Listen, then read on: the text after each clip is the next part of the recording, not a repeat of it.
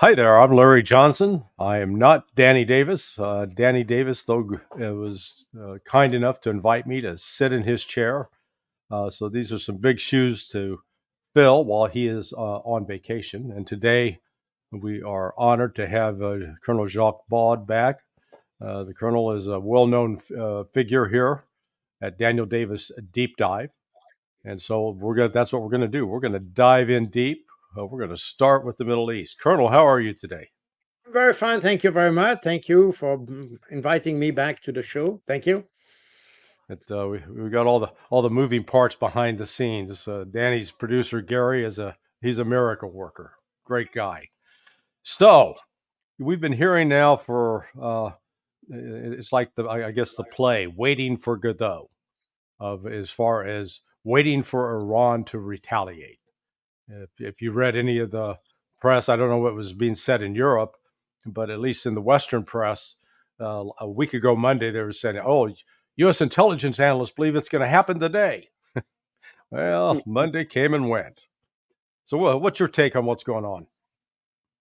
I think, despite all the rumors that, in fact, was saying that the U.S. tried to convince the Iranians not to retaliate, I think the Iranians feel that they have to retaliate. Um, you may remember that in April earlier this year, after the attack on the Iranian consulate of Damascus, the Iranians decided to counterattack or to respond, but they did it in a very calibrated way, with the idea of sending a signal to Israel. It was not a retaliation, eye for eye or something like that. It was just sending a signal saying, we are able to reach you, we are able to strike, we are able to do harm if you continue to do so. And you may remember that this attack was extremely well planned. They sent these drones that were designed to be destroyed in order to deplete the first or the lowest defense level, air defense level of the Israelis, namely the Iron Dome. Then you had a wave of cruise missiles that were designed to deplete the David Sling system, and then you had the missiles, ballistic missiles, that were designed to deplete the the Arrow 1 and 3 systems. And well, what you see right now on the screen, by the way, is exactly that. You have those missiles reaching Israel with not a single Israeli missile in the air. And Right, right, that's that's the interesting thing. The Iranian planned that so carefully that they knew that would deplete the Israeli capabilities, and the missile that were designed to reach their target, namely military objectives, no civilian lives, and these missiles arrived unhampered by any kind of missile. So that was wonderfully designed, and that was a signal saying we are able to do that without yeah, harming anybody. Now they are today in a similar situation. The problem is that this response in April was some kind of deterrence. That was the name of the game. That was to deter Israel to repeat the exercise. And right. today they find themselves in the same situation. They need to deter Israel to continue, and we know that Israel is trying, and it's not new. That traces back to the early 50s, when the Israeli tried to drag the US and the Brits at the time in the for a conflict in the Middle East. And today they are exactly in the same situation. So they know that Israel, if there is no response, Israel will continue. So they need to send another message. And this message needs to be stronger. But the problem is that the the path is extremely narrow, because if the signal, the message is not strong enough, Israel will do it again. namely attacking in Tehran or somewhere else. And if it's too strong, it may trigger a regional war. So it's Right. extremely delicate balance in which the Iranian find themselves.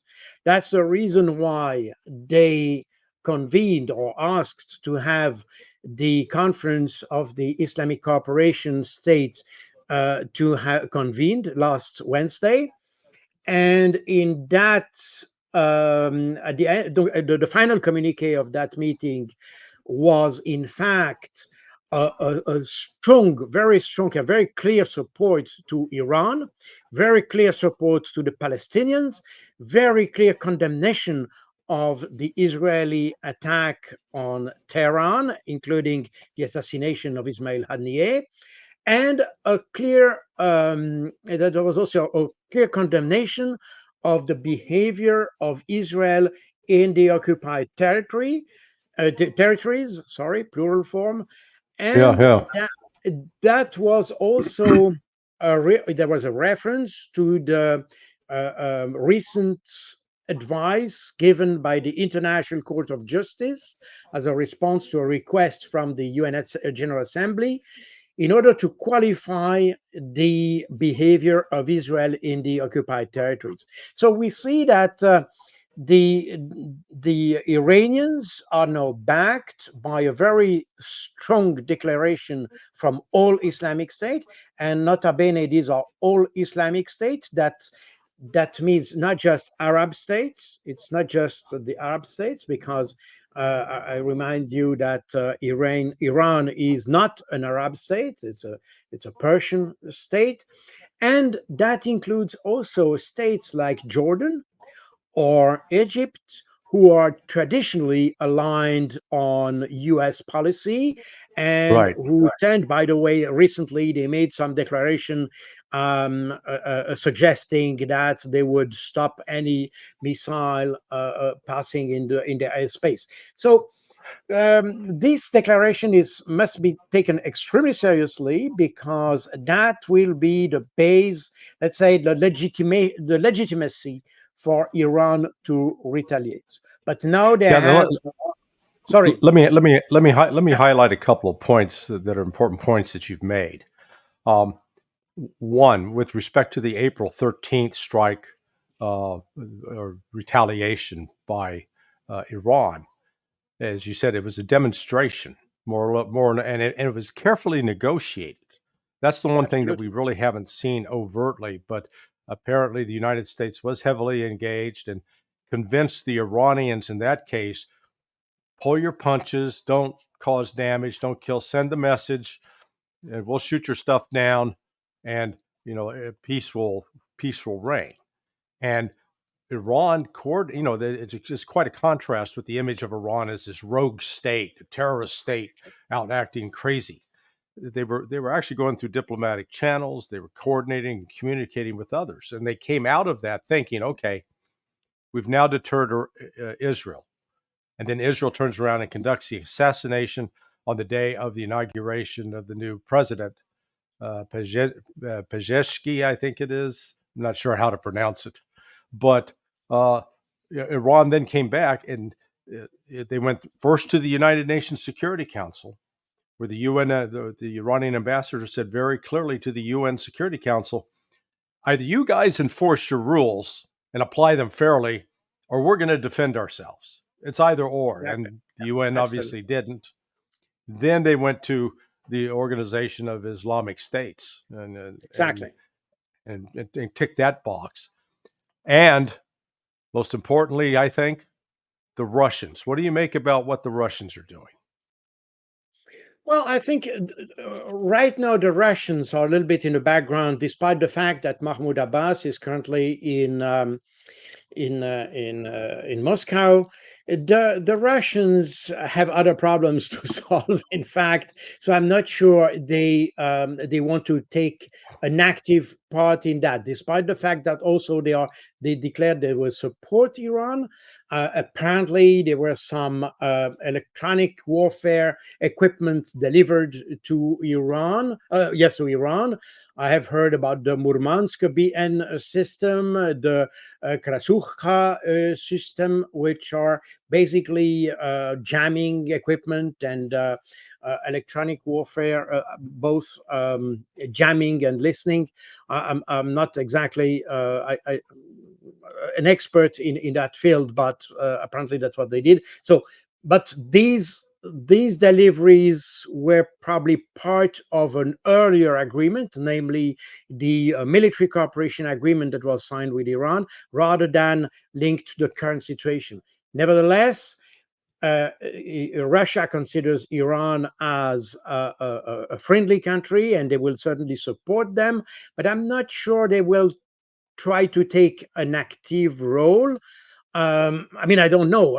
Again, I'm not sure, but I Well, think I say again, let me yep, posit a hypothesis for you that one of the things Russia did was they brought in S-400 air defense systems and have provided the manpower to staff them in terms of trained personnel that know how to operate them, so that those can be put at key locations throughout Iran, which provides both a Russian presence as well as a possible deterrent. And the reason I think that happened is because I know from very good sources. Um, let's put it this way: I have a friend who's friends with Benny Gantz. Okay, and he's talking to Benny Gantz. And as of 2 weeks ago, Israel was going to launch a preemptive strike. They haven't done it. I thought, well, why? Well, one possible explanation: the Russians are there with the air defense system because that arrival sort of coincided with Shoigu, the former defense chief, his arrival in yeah, Tehran, and then that building upon the fact that it was, we've had Russia and China conducting joint military exercises with Iran going back. It started in the actual exercise was done in 2019, and you know as well as I do yeah. that means the planning for that started at least a year and a half before. So that's what I mean by I think Iran is sort of a secret, a hidden power behind this whole process. That may well be possible. I mean, I'm not aware. I've heard about the S400 and so on, with including a Russian crew for that. But I'm not sure. But in the past, you may remember that in 1973, you had the SA-5 anti-aircraft system that were deployed in Syria, and the for that reason, by the way, as the Israelis came close to Damascus, the US in fact intervened to prevent the Israelis to come too close to Damascus, because they didn't want to have a confrontation with Russian, I mean Soviet at the time, the Soviet troops that were deployed there. So we have an historic example for that, and we might well have a similar situation if you have a Russian crew to deploy the or to train even Iranian crew. That I could even imagine. I mean, some have speculated that in the transition period, because to have some the degree of proficiency to use these systems, it will probably take weeks or even months. We see the problem with the F-16 in Ukraine. So it might be, some have suggested that some Russian crews are in fact manning the equipment in the transitory period to act as a deterrent for any Israeli action. I've no confirmation of that. I Yeah, don't know if it's even true, but it might be plausible, let's say. yeah, and the other part of this is we're portraying as if it's just Iran that Israel has to worry about, but uh, they've murdered a couple of senior Hezbollah officials in Lebanon, and so and it has, I'm sort of struck by the way the media covers this. They're talking about, boy, Hezbollah may strike and the conflict's going to increase. And I've been watching over the last 10 months.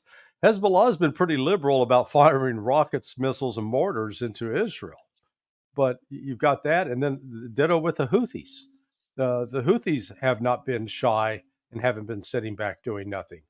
So this would be, what's your assessment of the possibility of a coordinated strike between Iran, Hezbollah, and the Houthis? Well, whether it's coordinated or simultaneous, this is the question. For instance, last time in April, on the you remind us about the strike on the 13th of April, Iran attacked, and you had at the same time you had also Hezbollah shooting some missiles, firing some missiles at the northern part of Israel. That was not really mentioned by the media, but it Yeah. was probably not coordinated, but it let's say Hezbollah used the opportunity. The thing is that today, if a more serious attack would occur, or if you have a more serious, let's say, preemptive action from Israel, then the Hezbollah might respond, or let's say use that the opportunity of an Iranian response more actively than they did. I mean, so far, Iran has limited its action to military objectives. They have, I think, they have attacked. They have conducted 4,400 attacks since October. So it's a lot of attacks Yeah. on Yeah. 1,600 objectives. So it's a lot, but they haven't delivered their full capabilities. And certainly, if anything serious is done by Israel, it may receive a more stronger response. And it's also interesting to note that in the recent weeks, the Hezbollah has published some movies made by drones that they sent over the northern part and the center part of Israel, meaning that the air defense system of Israel, namely the Iron Dome, was unable to identify these drones and to destroy them. So that indicates that the Iron Dome system is probably not as effective as we portray it in the West. As a result, the consequences of a massive attack conducted both by Iran on the one hand and by Hezbollah on the other hand, and maybe by the Houthis as a third party, that may very well the how you say that saturate the Yeah. air defense of Israel. And I think that's probably something. I mean, after the publication of the video by Hezbollah earlier this last month, I know that the Israeli general staff was very concerned about these capabilities and made some assessments that they were not ready to counter any substantial attack coming from Hezbollah or even Iran. So Israel is not really in a very good position. And as it comes to ground warfare, we have seen that we remember that in 2006, despite all the distractions made by Israel in southern Lebanon, this was considered as a victory for Hezbollah.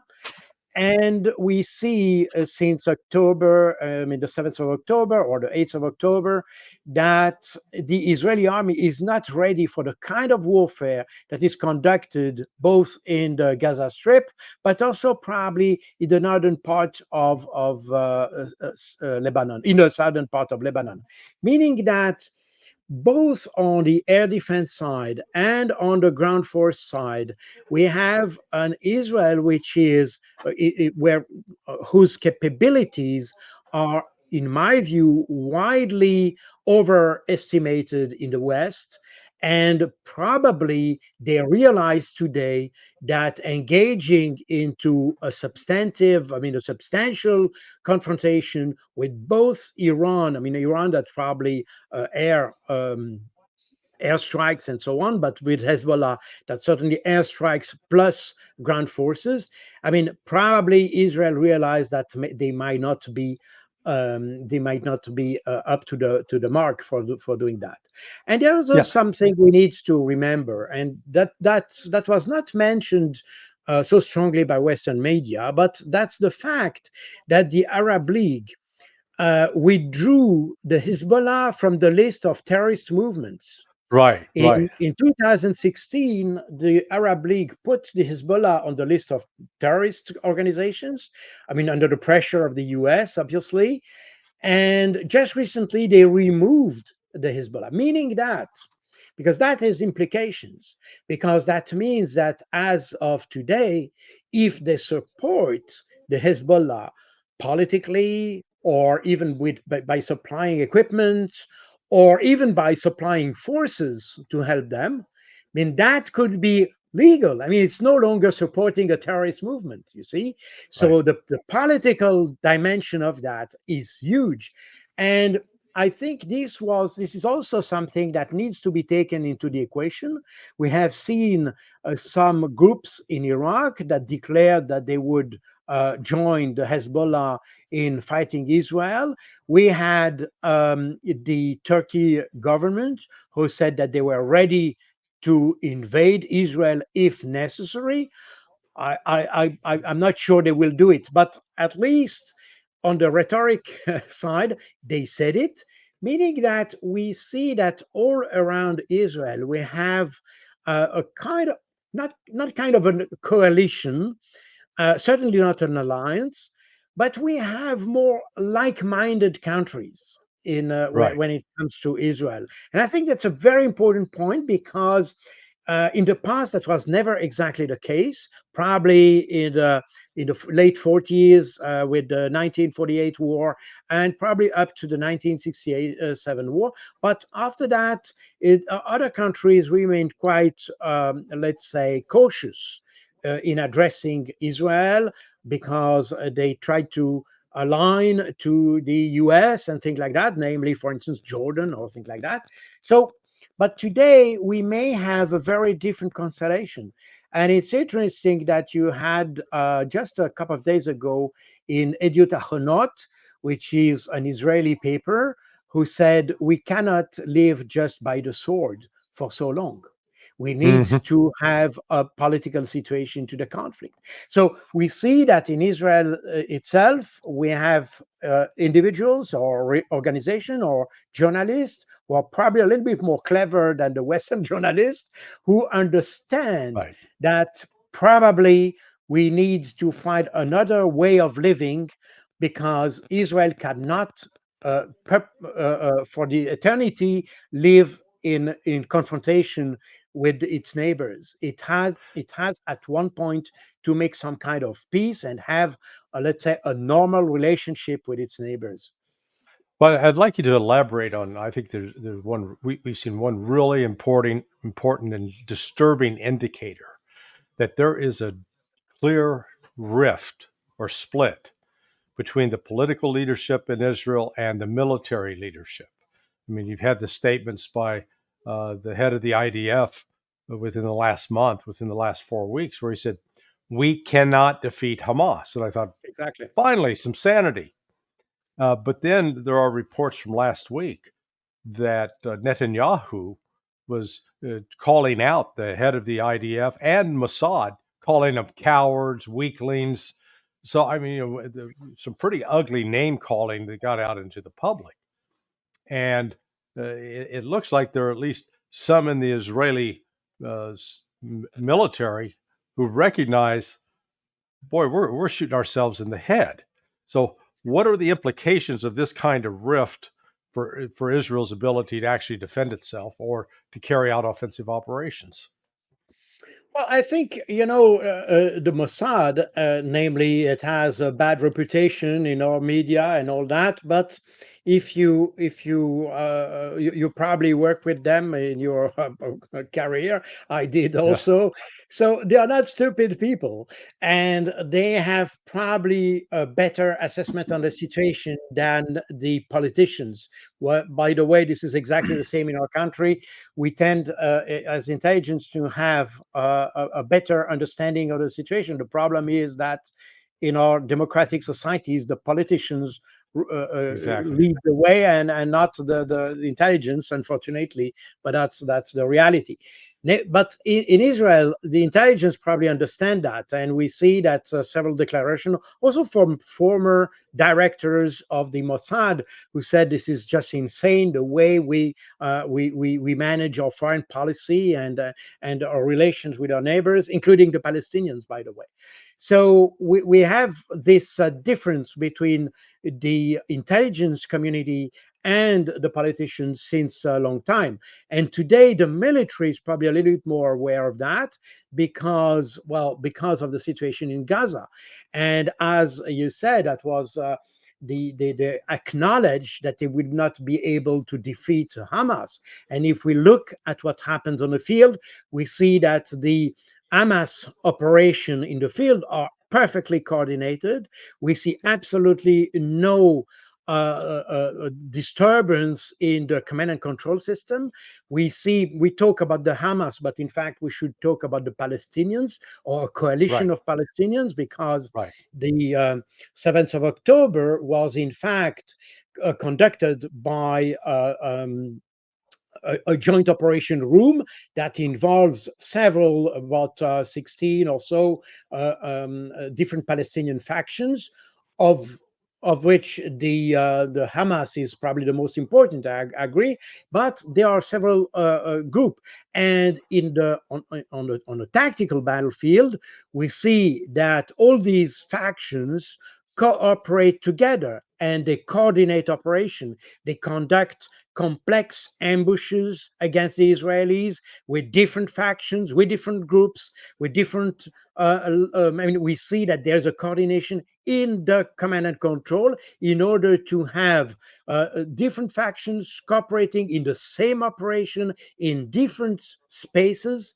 I mean, you may have coordination. I've seen movies showing, for instance, operation of certain groups in tunnels, so right, underground, and at the same time, groups were attacking the Israeli just above ground, meaning that you had this vertical coordination.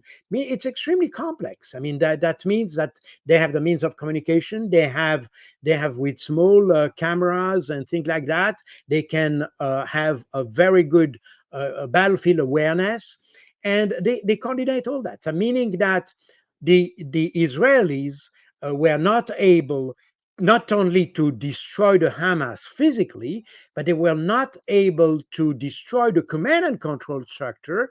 And the Hamas is as powerful as before. We even see new equipment appearing on this battlefield, meaning that somehow they managed to have some logistical line with the outside world, which is quite surprising, but apparently that works.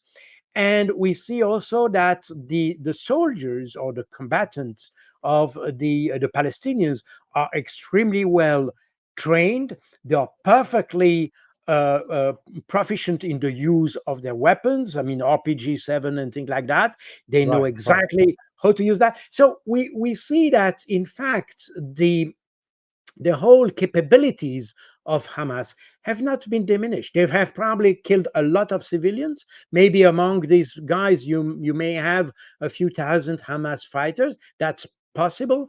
But what we see on the field, see that we see that the Hamas and the Palestinians at large have kept their full combat capabilities and effectiveness.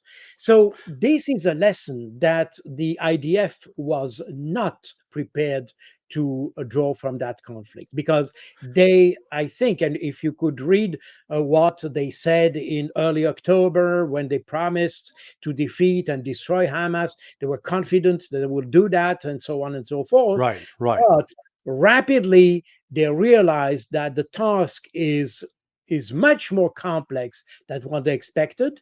They realize that the equipment they have is not suited for the type of combat that is conducted in the Gaza Strip, and the command and control is also not suited for this kind of warfare. And even the soldiers were not prepared to fight in such an environment.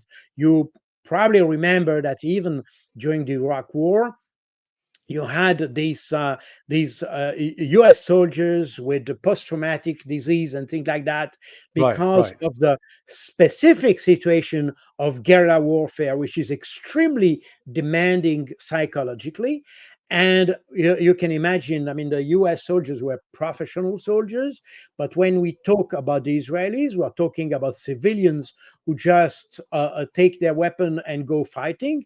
I mean, they are trained, but they receive basic training and that, but they might not be prepared psychologically to fight this kind of warfare. And by the way, I have seen at the time statistics, because psychiatric hospitals are now full of IDF soldiers, yeah, because they cannot sustain psychologically the kind of effort of fighting, while the Palestinians, who are subject to airstrikes since 2005, I mean, they are prepared for that. They are mentally right, fit for this kind of warfare. And that's probably the case for the Hezbollah as well, meaning that the IDF today realizes that they are not prepared materially, in terms of equipment, in terms of command and control, in terms of doctrine, and they are not prepared mentally for this kind of warfare,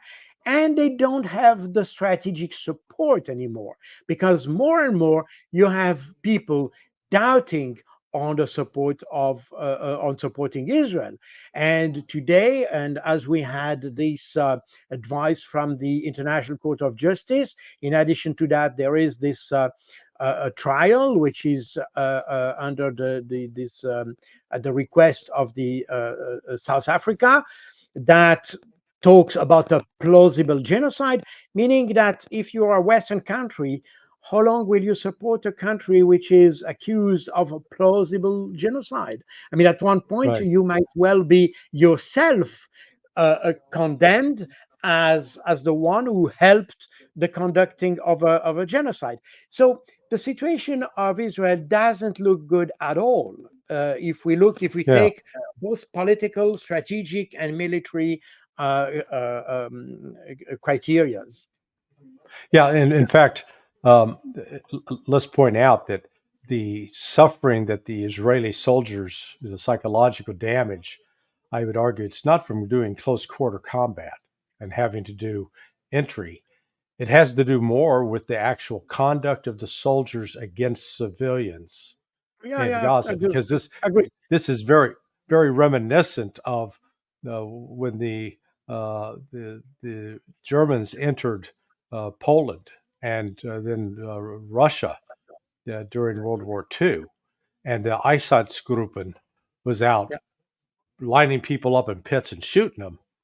That the yeah, reason that the German command had to find another way to murder Jews was because the psychological damage this was causing to German troops at the time it was too great. They were becoming combat ineffective, and it is striking uh, that on the one hand, Israel is now pushing to go to war with Iran, but it can't even defeat Hamas, who doesn't have any of the kind of weapon systems and manpower that Iran does. I mean, it's just the divorce from reality is stunning. How do you explain that? that seems contradictory, but probably there is an explanation for that, because I think probably in the mind of the Israelis, I mean, the war in Gaza is definitely unconventional warfare, while attacking Iran falls into the situation of a conventional warfare. I mean, air war or missile war or things like that, which Israel is more used to. I mean, at the end of the day, they have bombed Iran, they have bombed Syria, they have bombed Iran several times. So they are used to this kind of warfare, and they probably they overestimate their own capability to protect their own citizens from counter reaction from Iran. I mean, the missile power, air power of Iran is a new factor in the region, because previously Israel could strike these countries without any fear, or without fearing retaliation, because obviously other countries didn't have the capabilities Israel has. But today it's different, and we see that the Houthis, for instance, were able to destroy reconnaissance. I mean, U.S. reconnaissance drones, even with some stealth feature and counter electronic countermeasures. So, meaning that we see that the technology is now coming to these countries like Yemen, like Hezbollah, like Iran, like Syria, even some militias in Iraq seem to have some kind of capabilities that are technologically may be compared to the one Israel has. So my view is that Israel considered that it would be a conventional air war, but in my view, they tend to underestimate the technological, let's say, advance that happened in the region outside of Israel, and concerning all these militias and other groups. So that Yeah. again, I feel that in this kind of behavior from Israel, we have the same kind of behavior we find in Europe. In fact, I mean, after all, the Israelis are in fact Europeans, and for they have the same kind of behavior, that um, they tend to overestimate themselves, overestimate their capabilities, to underestimate their enemies, to conduct war with some kind of arrogance, and that's probably what may lead to some kind of failure or defeat from for Israel in the next future. That's my concern. Okay. So let's shift for just a little bit to look at what the U.S. Is doing. And Gary, we've got the three clips. I think let's just play them back to back. First with Austin, then with our favorite Admiral John Kirby, and Pentagon spokeswoman Singh. Gary, go ahead and hit it. I've ordered the USS Abraham Lincoln to replace the USS Theodore Roosevelt later this month. I've also ordered more cruisers and destroyers capable of ballistic missile defense to the region. And I've ordered the deployment of another fighter squadron to the Middle East to reinforce our defensive air support capabilities there. These posture adjustments add to our already broad range of capabilities in the region. And we remain ready to deploy on short notice to meet evolving threats to our security, our partners, or our interests. The United States remains intensely focused on de-escalating tensions in the region. We have to be prepared for what could be a significant set of attacks, which is why we have increased our force posture and capabilities in the region, even in just the last few days.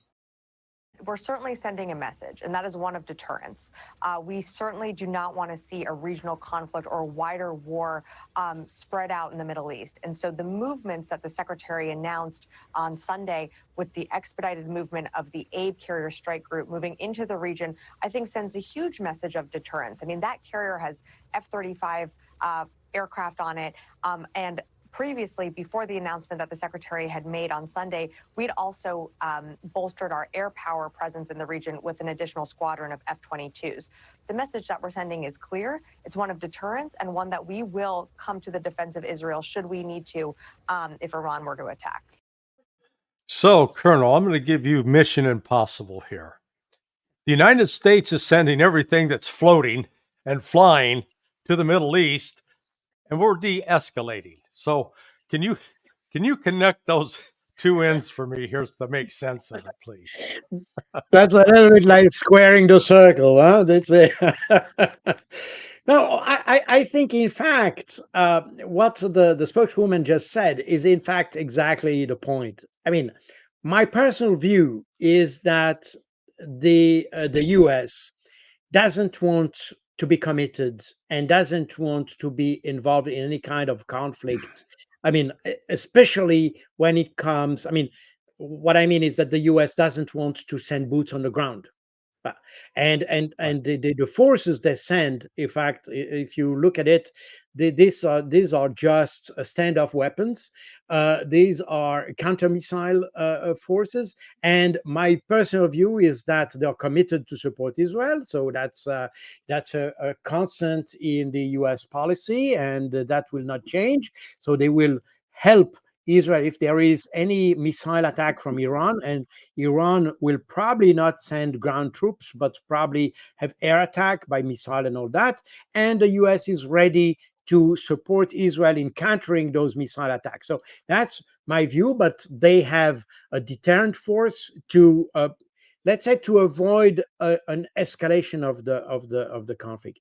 The thing is that when they say they don't want an escalation of the conflict, that means they don't want to be involved. I think that's a clear message to Israel that they will not provide boots on the ground, even if you have this amphibious group in Mediterranean, the WASP group. I don't know if it's still there, but it used to be in the East Mediterranean. But I'm not sure. These are mostly amphibious troops and US Marines and all that. I'm not sure they will send these troops on the ground. They're just there to show the flag, in fact, to flex the muscle somehow. But I'm not sure the US has any willingness to engage physically soldiers on the ground. They will do exactly what they have done in April.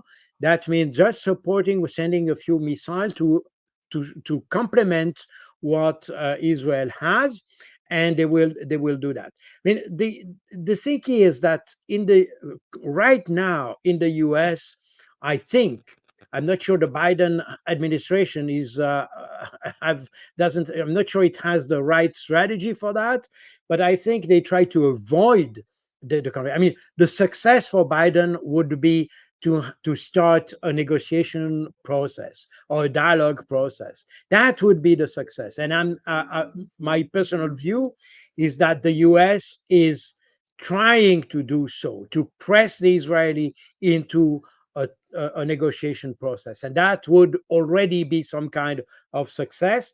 But having an open war in the area would certainly be would be a failure for the Biden administration.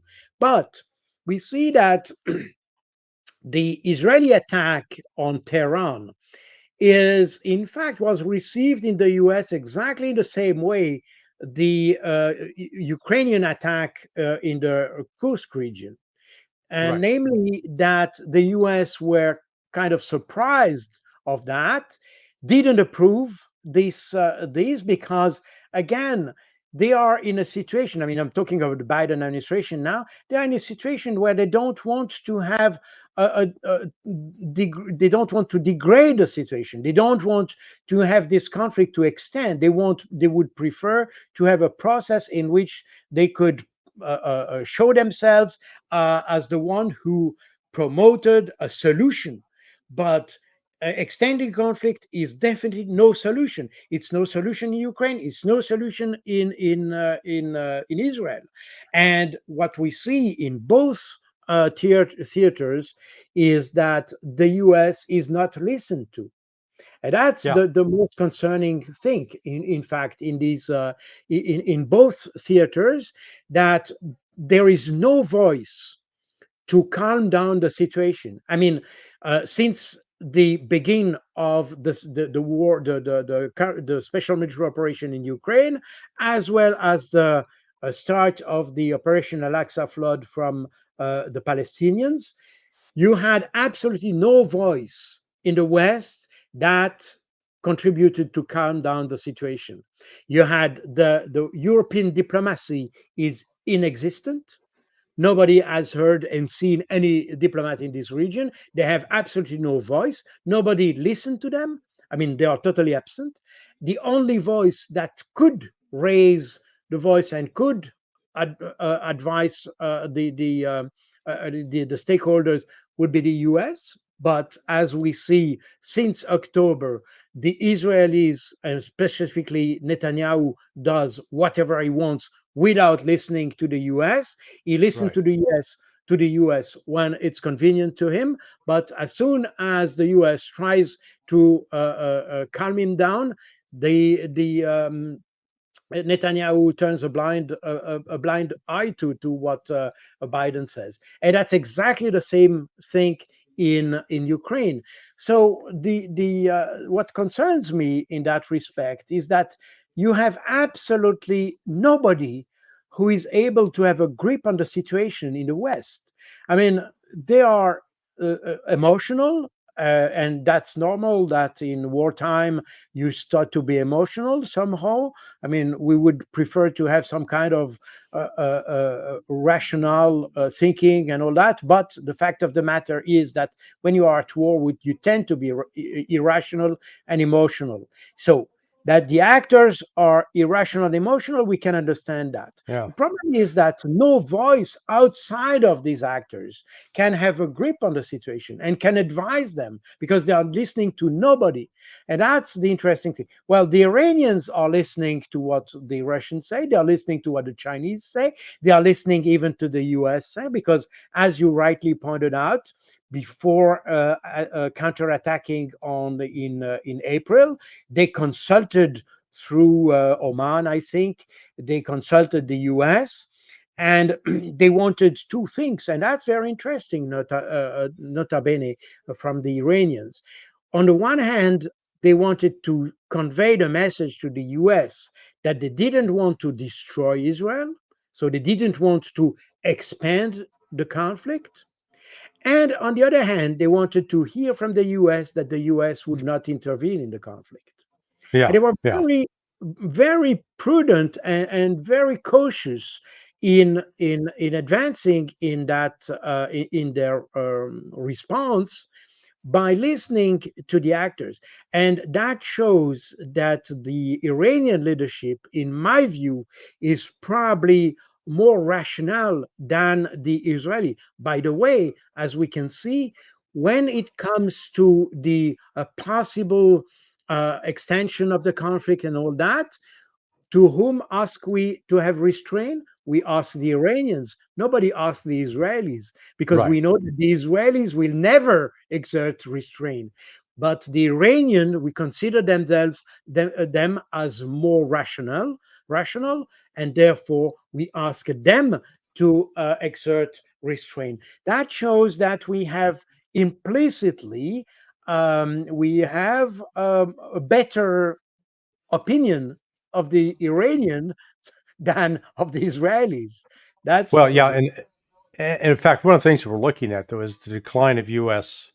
Influence and leadership. Uh, let's go back 70 years. Now, to put this into context, think of the time from 1880 to 1950. That's only 70 years. Yet, boy, World War One took place in that time. World War Two, the Great Depression. So when you're young and you look at that kind of time frame, you think that's a long time. And yet, I was born in 55. Here I am approaching 70.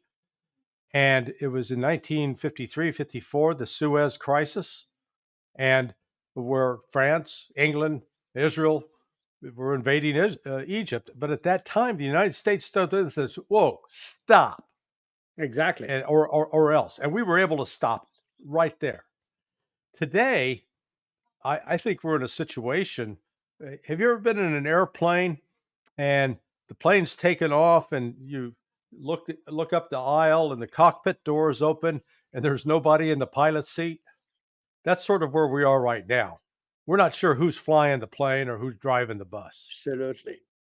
And as a result of that, you get what we've seen here with Israel acting with impunity, and you're spot on with Iran is behaving like a mature state. Exactly. They're making sure that they check all the diplomatic boxes, because when I think they believe conflict's inevitable, but when it comes, they're going to be able to say, "Hey, we went through the UN, we went through the Islamic states, we tried every route, and nobody Exactly. would step up and say, 'Hey, Israel, cut that out.'" You know, Absolutely. so I totally concur with you. This is absolutely true. It's exactly that. We have lost, and the West basically has lost credibility. I mean, Europe anyway, because it's interesting that regardless of how you may see the influence of the US, good, bad, insufficient, or so, but at least there is someone. I mean, when there is a problem, we look towards the US. Nobody looks towards the European Union, and that's also something. The Europeans are totally absent. They are totally absent. They are totally absent. I mean, they provide weapons, that's all. But diplomatically, politically, they are totally absent from the yeah, conflict in Ukraine and in the Middle East. And they are not listened to. And even you could see, even with France, they are kicked out of Mali, kicked out of Niger, kicked out of Burkina Faso. Nobody wants yeah, them anymore. You see? So that means that the credibility of the West and specifically from the Europeans, this credibility is dead. And nobody wants yeah, to listen to them. yeah, When you see how Macron and others behave, how can you listen to these guys? I mean, they are lunatic. They don't have any concrete and defined strategy to address problems. They are ignorant. They are. I mean, I would even say stupid sometimes because they yeah. have some reactions that are childish, so childish that how can you have some kind of credibility for these guys? So this is very. I think it's a dramatic situation that we are witnessing today. Yeah, that's what makes it so dangerous, this political drift. I think when we look at the European leadership and American leadership, that to call them, political, intellectual midgets would be an insult to midgets. I mean, they are. It's just it's appalling.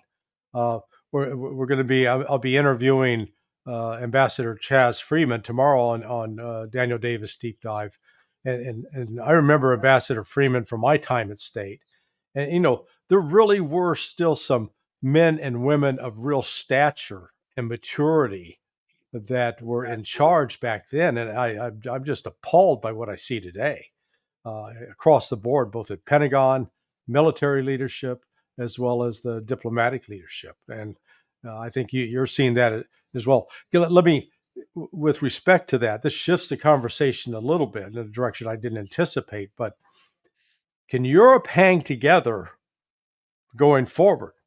Because they're going to be facing a defeat in Ukraine with NATO, with the Russians prevailing there, and with their inability to have any kind of influence in the Middle East. Does Europe, does the unity stay together?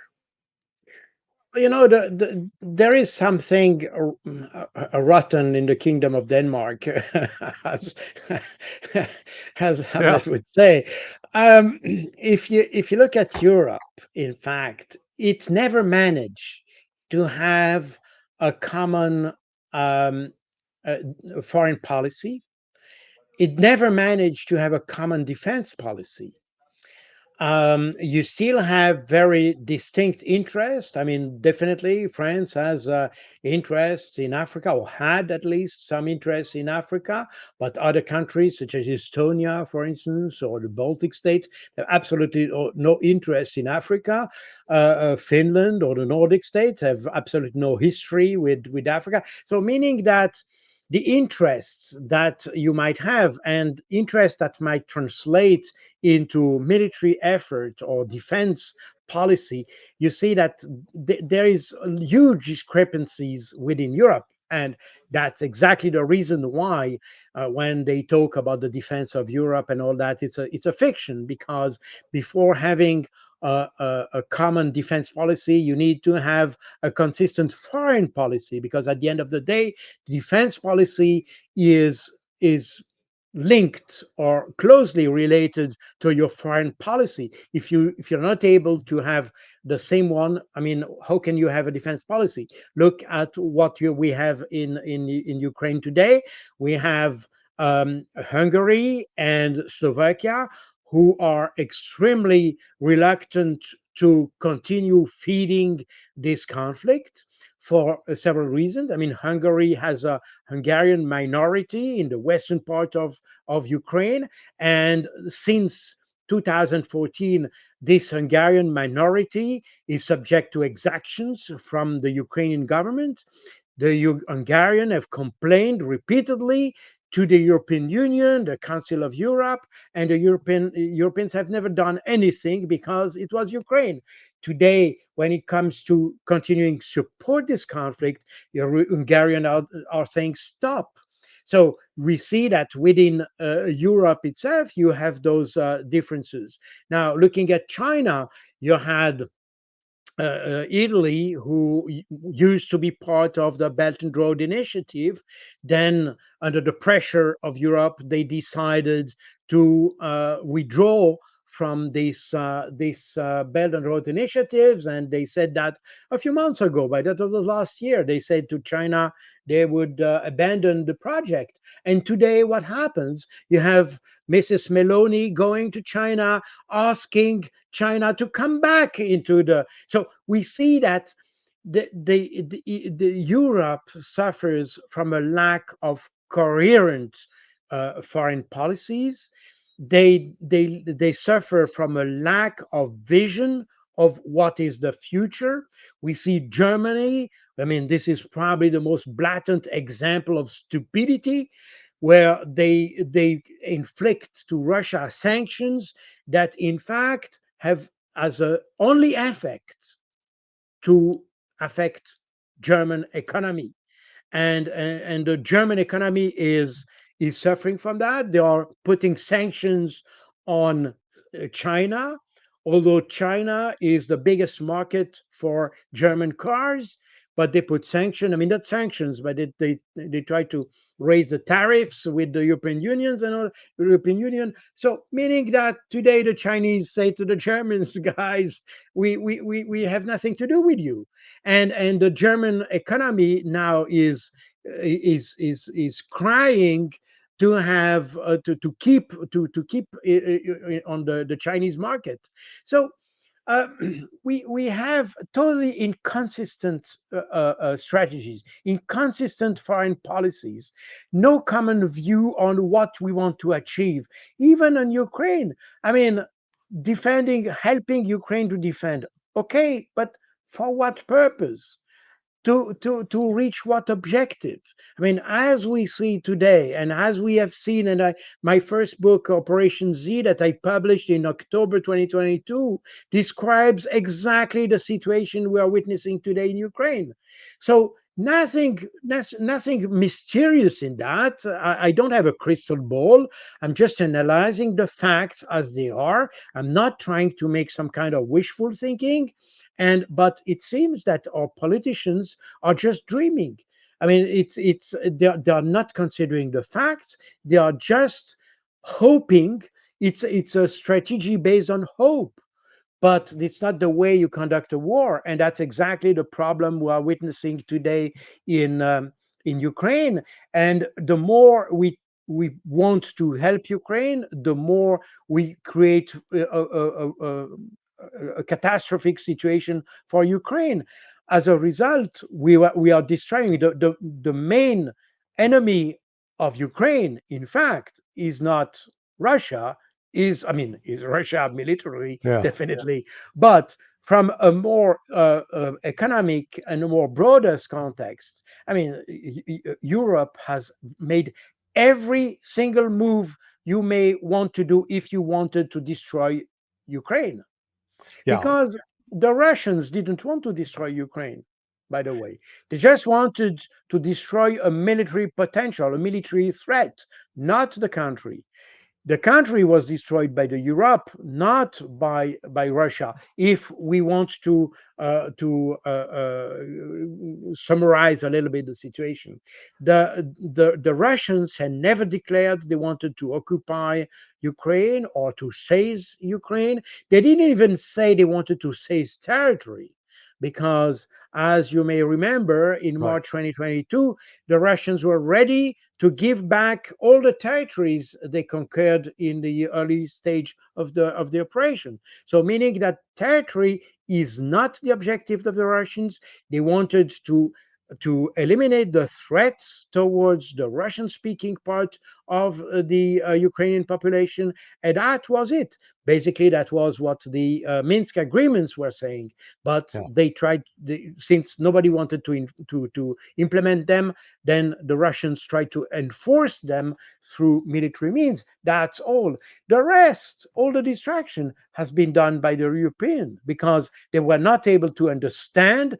They defined themselves what the Russian objectives were. They decided that the Russians wanted to take over the whole of Ukraine, and based on that uh, uh, imaginary objective, they created a policy towards Ukraine that, in fact, leads Ukraine into the problem. And there is no sign that anybody in the European Commission is changing course on that. So Yeah. we are heading towards a distraction of Ukraine, and yes, so be No, it. I think, yeah, I think what we're going to see for the next 2 months are some of the most momentous changes. They will be as consequential for in future history when they look back. That this will be a time when the let's call it the U.S. controlled international based order really came to an end, and the new international order with BRICS at the center of it started to emerge.